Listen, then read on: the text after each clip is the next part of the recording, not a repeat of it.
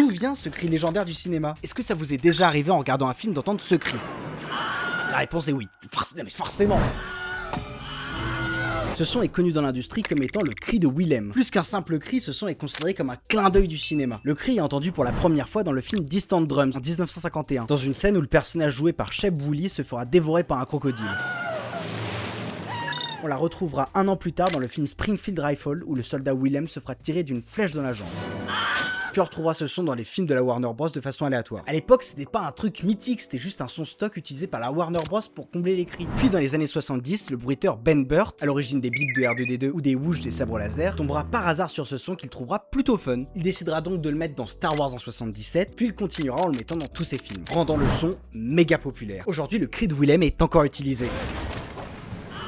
There it is! I've been waiting so long to hear the Wilhelm scream. D'ailleurs, il serait peut-être temps de passer à autre chose, de faire d'autres cris. Ah, voilà, le cri que je propose. J'ai les poils qui s'hérissent de gêne. Et maintenant, vous savez